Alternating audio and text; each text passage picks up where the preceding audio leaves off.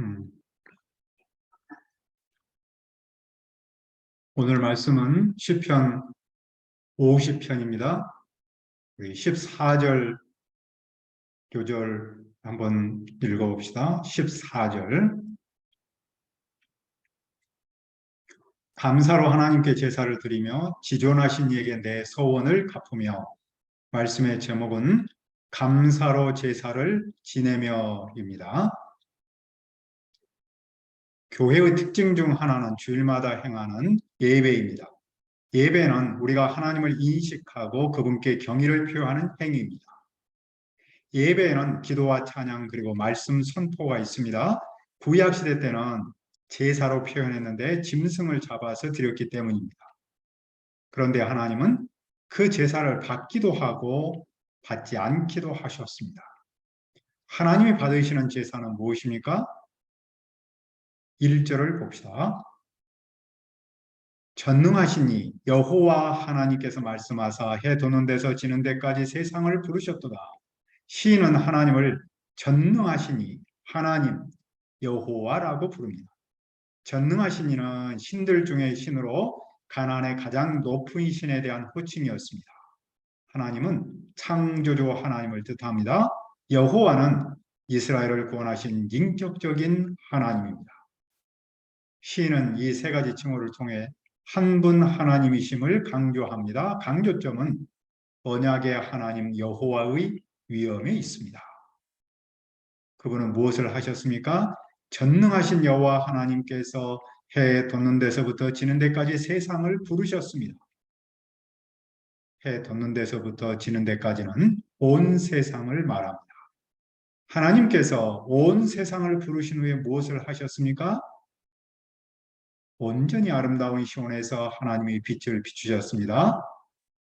시온은 원래 고대 여부스족의 요새였습니다. 다윗이 그것을 빼앗아 다윗성이라고 했습니다. 시온은 그때부터 이스라엘의 중심지가 되었습니다. 시온은 완벽한 아름다운 곳입니다. 완벽히 아름다운 곳에서 하나님이 비추셨습니다. 그 모습은 하나님이 그곳에 오셨음, 한자말로는 출현을 뜻합니다.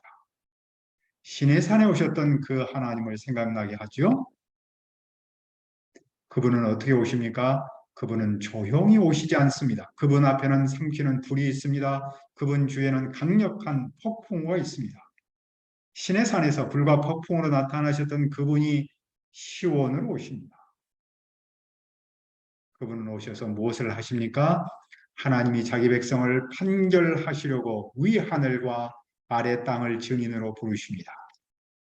하나님은 이스라엘과 언약을 맺었을 때에 하늘과 땅을 증인으로 삼았습니다. 그 하나님이 이스라엘을 고발하려고 하늘과 땅을 증인으로 부르십니다. 이스라엘은 하나님께 어떤 존재입니까? 그들은 하나님의 성도들입니다. 하나님께 헌신하는 사람들입니다. 그들은 제물로 하나님과 언약을 세웠습니다. 우리가 알고 있듯이 고대 근동에서는 언약을 세울 때 엄숙한 의식을 치렀습니다. 아브라함은 여러 짐승을 제단으로 가져와 그것들을 둘로 쪼개고 쪼갠 그것을 마주하여 놓았습니다. 해가 져서 어두울 때 연기나는 화로가 보이며 타는 횃불이 쪼갠 고기 사이로 지나갔습니다. 그날 여호와께서 아브라함과 더불어 언약을 세웠습니다. 이런 모습은 언약을 맺는 사람 중 어느 한쪽이 언약을 어기면 쪼갠 짐승처럼 될 것을 보여줍니다. 하나님께서 이스라엘과 이렇게 언약을 맺었는데 오늘은 재판하기 위해서 그들을 소환했습니다. 그리고 하늘을 증인으로 불렀습니다. 하나님께서 증인으로 부르는 하늘은 무엇을 합니까? 하늘은 하나님을 의로움을 선포합니다. 왜냐하면 하나님은 스스로 심판하시기 때문입니다. 하나님만이 재판장이기 때문입니다. 재판장이신 하나님은 그 백성에게 무엇을 바라십니까? 7절을 봅시다. 내 백성아 들을지어다 내가 말하리라 이스라엘아 내가 내게 증언하리라 나는 하나님 곧 내 하나님이로다. 하나님은 그 백성에게 말씀하십니다. 그들은 그 말씀을 들어야 합니다. 그분은 하나님이시며 그 백성의 하나님이시기 때문입니다. 그들은 무슨 말씀을 들어야 합니까? 하나님은 그 백성이 바친 제물을 두고 타다지는 않습니다. 그들은 한 번도 거르지 않고 늘 제물을 바쳤습니다. 그러나 하나님은 그 제물을 어떻게 하셨습니까? 9절을 읽읍시다. 내가 네 집에서 수소나 네 우리에서 숫염소를 가져가지 아니하리니 네 집에서 네 우리에서를 강조합니다. 왜냐하면 집에서 기른 짐승을 제물로 드려야 했기 때문입니다. 야생 동물은 제물로 드릴 수 없었습니다. 그리고 수소, 숫염소는 상대적으로 비싼 제물이었습니다. 그들은 하나님께서 이런 비싼 제물을 받으실 줄 알았습니다. 그러나 하나님은 그런 제물을 받지 않았습니다. 하나님께서 그 제물을 거절하신 첫 번째 이유는 무엇입니까? 그들의 잘못된 소유관 때문입니다. 10절을 보십시오. 이는 삼림의 짐승들과 무산의 가축이 다 내 것이며 숲속에 있는 모든 동물과 산짐승이 여호와의 것입니다. 내 집에서 내 우리에서 내 것이며 대조합니다. 그뿐만 아니라 산의 새들도 하나님이 아는 것이며 들의 짐승도 하나님의 것입니다. 여기서도 네 집에서 네 우리에서와 내가 아는 것이며 내 것이미로다를 대조합니다. 제사는 무엇입니까? 하나님의 소유물을 하나님께 드리는 일입니다. 그런데 그 백성은 자기의 소유물을 하나님께 드린다고 생각했습니다. 이것은 내 집에서 내 우리에서 내가 키운 내 수소이며 내 숫염소입니다. 그런 생각은 하나님이 만물의 창조주요 주인임을 부인하는 행위입니다. 그래서 하나님은 그 제사를 거부하셨습니다. 하나님이 제물을 거절하시는 두 번째 이유는 무엇입니까? 그들의 잘못된 신관 때문입니다. 12절을 보십시오.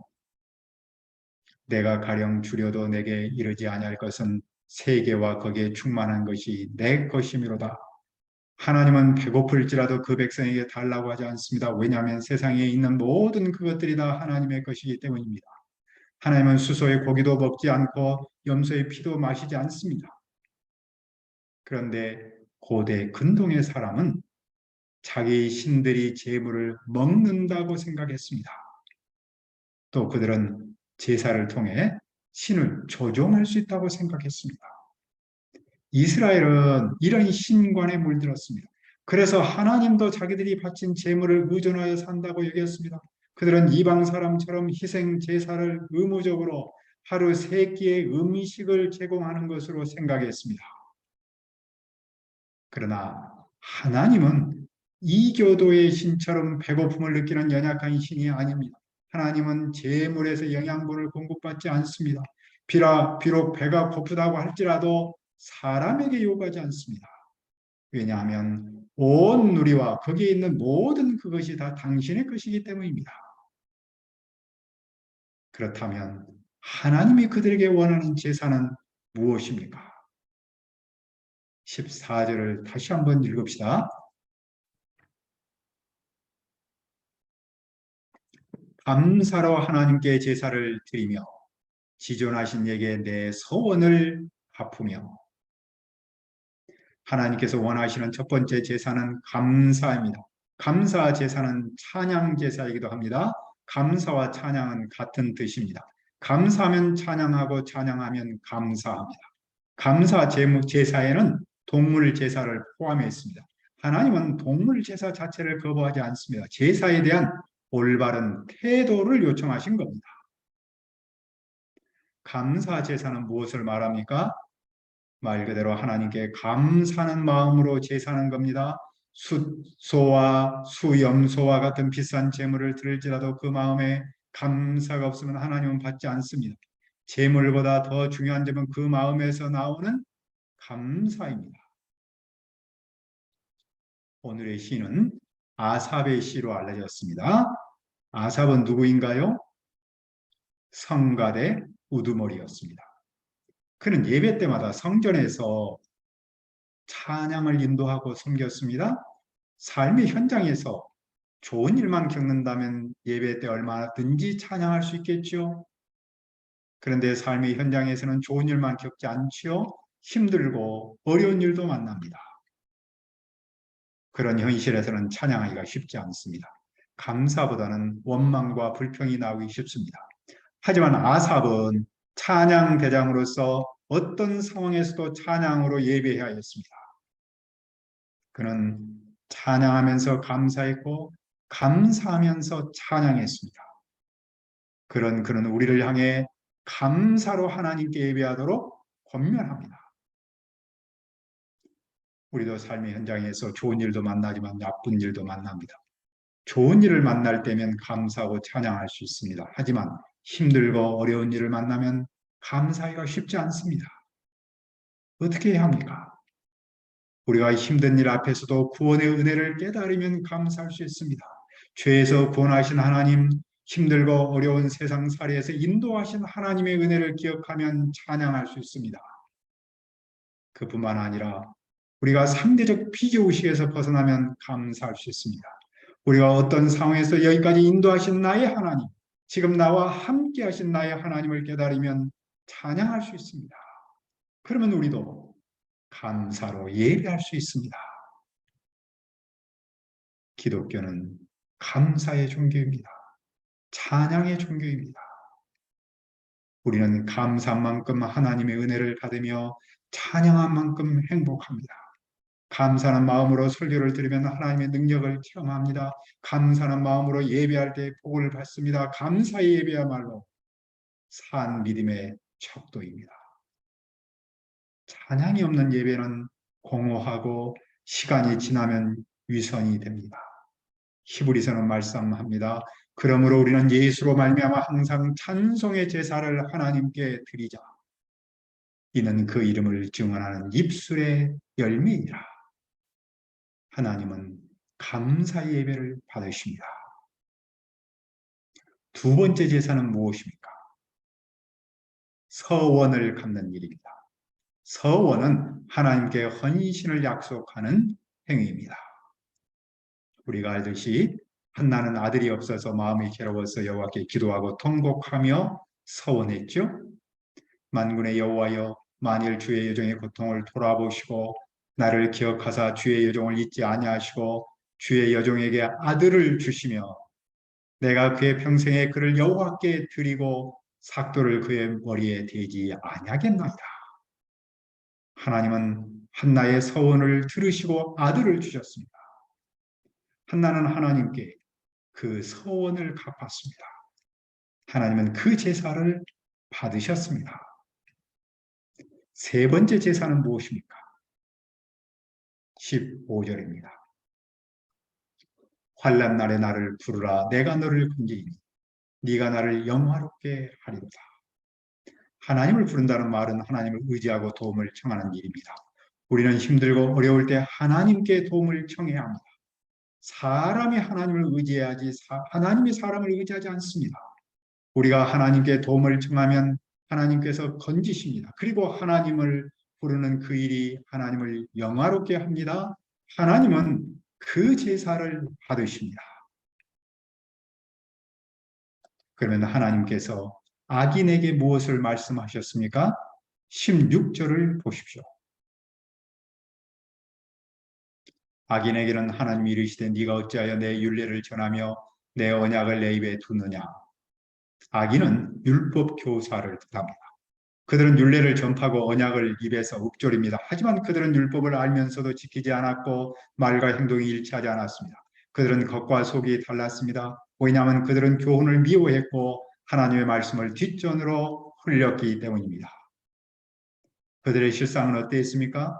그들은 도둑을 만나면 그와 친구가 되었습니다. 그들은 도둑질하지 말라는 제7계명을 어겼습니다. 그들은 또 가늠하는 사람을 만나면 그와 한패거리가 되었습니다. 그들은 가늠하지 말라는 제8계명을 어겼습니다. 그들은 입으로 악을 꾸몄습니다. 혀로 거짓을 지어냈습니다. 그들은 내 이웃에 대하여 거짓 증거하지 말라라는 제9계명을 어겼습니다.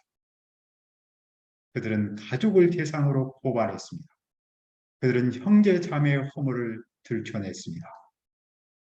그런 그들은 하나님을 어떻게 오해했습니까? 21절을 읽읍시다. 네가 이 일을 행하여도 내가 잠잠하였더니 네가 나를 너와 같은 줄로 생각하였도다. 그러나 내가 너를 책망하여 내 죄를 눈앞에 낱낱이 드러내리라 하시는도다. 악인들은 악을 저질러도 하나님께서 아무런 일을 하지 않음을 보고는 하나님이 자기들 편이라고 착각했습니다. 많은 사람은 아주 자주 하나님의 침묵을 그분의 승인으로 생각합니다. 하지만 하나님의 침묵은 승인이 아니라 인내입니다. 하나님은 그들이 회개할 때까지 기다리며 참으십니다. 그들은 그 하나님을 오해했습니다. 그러나 하나님은 때가 되면 그들을 어떻게 하십니까? 하나님은 그들을 호되게 꾸짖습니다. 하나님은 그들의 눈앞에 그들의 죄상을 낱낱이 밝히십니다. 그러므로 그들은 어떻게 합니까? 22절은 말씀합니다. 하나님을 잊어버린 너희여, 이제 이를 생각하라. 그렇지 아니하면 내가 너희를 찢으리니 건질 자 없으리라. 그들은 하나님을 잊어버렸습니다. 그들은 입으로는 하나님의 말씀을 가르쳤지만 실제 삶에서는 하나님을 인정하지 않았습니다. 그러나 이제 그들은 생각해야 합니다. 그렇지 않으면 하나님께서 그들을 굶주린 짐승이 먹잇감을 찢듯이 찢습니다. 그때는 누구도 건질 사람이 없습니다. 그들이 생각해야 할 바는 무엇입니까? 23절을 읽읍시다. 감사로 제사를 드리는 자가 나를 영화롭게 하리니 그의 행위를 옳게 하는 자에게 내가 하나님의 구원을 보이리라. 시인은 다시 강조합니다. 감사로 제사를 지내는 사람이 하나님을 영화롭게 합니다. 하나님은 행위를 옳게 하는 사람을 구원하십니다. 그들은 이 사실을 알고 제사를 지내야 합니다. 오늘의 시를 통해 우리는 무엇을 배웁니까? 예배도 중요하지만 예배하는 자세가 더 중요함을 배웁니다. 예배라고 해서 하나님이 다 받지 않습니다. 하나님이 받으시는 예배는 감사입니다. 서원을 갚는 일입니다. 그리고 환난 날에 하나님을 부르는 일입니다. 우리가 하나님이 받으시는 예배를 통해 우리는 은혜를 누리고 하나님께는 영광 돌리기를 기도합니다. 은혜로우신 아버지 하나님, 오늘 시를 통해서 예배도 중요하지만 예배하는 자세가 더 중요함을 배웁니다. 예배라고 해서 하나님이 다 받지 않습니다. 하나님이 받으시는 예배는 감사입니다. 서원을 갚는 일입니다. 그리고 환난 날에 하나님을 부르는 일입니다. 우리가 하나님이 받으시는 예배를 통해서 우리는 은혜를 누리고 하나님께는 영광 돌리도록 도와주시옵소서. 감사하고 예수님의 이름으로 기도합니다. 아멘.